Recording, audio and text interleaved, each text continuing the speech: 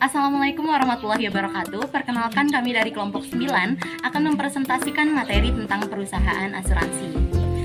Nama saya Fairusia selaku moderator dan pemateri pertama, dan teman saya Yunisara selaku pemateri kedua, dan Nanda Uriza Zagita sebagai pemateri ketiga. Langsung saja. Latar belakang perusahaan asuransi. Industri asuransi Indonesia akhir-akhir ini mengalami perkembangan yang cukup pesat. Nah, setelah mengeluarkan deregulasi pada tahun 1980-an, maka dipertegas lagi dengan dikeluarkannya Undang-Undang Republik Indonesia Nomor 2 Tahun 1992 tentang usaha perasuransian. Nah, dengan adanya asuransi diharapkan dapat meningkatkan pertumbuhan ekonomi di Indonesia. Nah, pada era globalisasi seperti ini, kebutuhan masyarakat akan asuransi akan terus meningkat setiap tahunnya. Selanjutnya, pengertian asuransi. Asuransi adalah suatu alat untuk mengurangi resiko yang melekat pada perekonomian dengan cara menggabungkan sejumlah unit-unit usaha yang terkena risiko yang sama atau hampir sama, dan dalam jumlah yang cukup besar agar probabilitas kerugiannya dapat dilamarkan, dan bila kerugian yang dilamarkan terjadi akan dibagi secara proporsional oleh semua pihak-pihak dalam gabungan itu. Nah, selanjutnya perkembangan asuransi di Indonesia. Sejarah berdirinya asuransi di Indonesia tidak terlepas dari semakinnya berkembangnya bisnis pemerintahan kolonial Belanda, yang dimana pada sektor perkebunan dan perdagangan pada masa itu perkebunan rempah-rempah, tembakau, dan kelapa sawit yang menjadi ciri khas di Indonesia semakin tumbuh pesat. Nah, pemerintah Belanda merasa perlu untuk menjamin kelangsungan bisnis mereka agar bisa bertumbuh dan berkembang dengan baik dan mendapatkan perlindungan terhadap risiko mulai dari proses panen sampai dengan pengiriman hasil panen. Mungkin itu saja yang saya sampaikan, akan dilanjutkan oleh teman saya.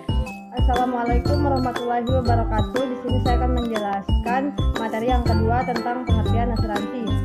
Asuransi adalah suatu alat untuk mengurangi risiko yang melekat pada perekonomian dengan cara menggabungkan sejumlah unit-unit yang terkena risiko yang sama atau yang hampir sama dalam jumlah yang cukup besar agar probabilitas kerugian dapat diramalkan, dan bila kerugian yang diramalkan terjadi akan dibagi secara proporsional oleh semua pihak dalam gabungan itu.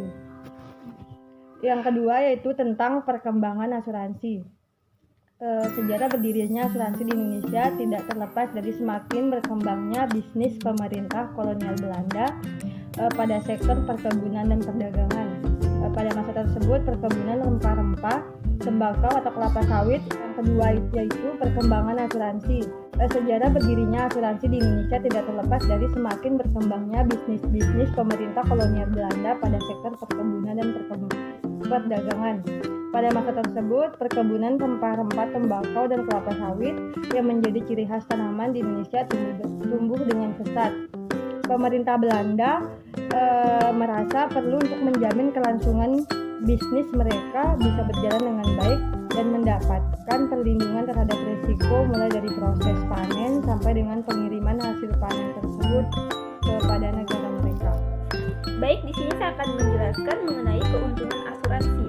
Pada dasarnya, asuransi adalah sebuah kegiatan yang bersifat mengalihkan risiko sesuatu pada pihak ketiga. Sehingga apabila kita mendapatkan musibah atau bencana yang akan mengganti semua kerugian kita adalah pihak asuransi. Secara nilai nominal, kita akan mendapatkan ganti rugi atas semua hal yang sudah dijamin pada perusahaan asuransi tersebut. Sehingga kalaupun ada kejadian atau kondisi darurat, menjadi nasabah asuransi tidak perlu bingung seperti sering dialami oleh masyarakat, terutama ketika uang dalam bentuk tabungan. Selanjutnya yaitu ada jenis-jenis asuransi, dibedakan menjadi dua. Yang pertama yaitu dilihat dari segi fungsinya, dibedakan menjadi tiga, yaitu asuransi kerugian, asuransi jiwa, dan reasuransi. Selanjutnya yaitu dilihat dari segi kepemilikannya, dibedakan menjadi 4, asuransi milik pemerintah, yang kedua adalah asuransi milik swasta nasional, yang ketiga asuransi milik perusahaan asing, dan yang terakhir yaitu asuransi milik campuran. Selanjutnya itu ada prinsip-prinsip asuransi. Yang pertama yaitu insurable insurance. Merupakan hal berdasarkan hukum untuk mempertanggungjawabkan suatu risiko terkait dengan keuangan yang diakui sah.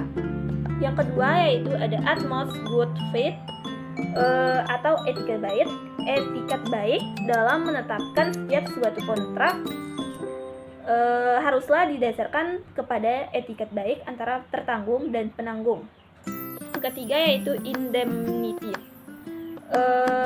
atau ganti rugi, artinya mengandalkan posisi keuangan tertanggung. Setelah terjadi kerugian seperti pada posisi sebelumnya, terjadi kerugian tersebut dalam hal ini berlaku bagi kontrak asuransi jiwa dan asuransi kecelakaan. Yang keempat yaitu proximate cause, adalah suatu sebab aktif efisien yang mengakibatkan terjadinya suatu peristiwa secara berantai atau berurutan atau intervensi kekuatan. Dan yang terakhir yaitu ada subrogation, merupakan hal penanggung yang telah memberikan ganti rugi. Selanjutnya yaitu ada jenis. Demikianlah presentasi dari kelompok 9. Kami mohon maaf apabila ada kesalahan kata. Wabillahi taufiq wal hidayah. Wassalamualaikum warahmatullahi wabarakatuh.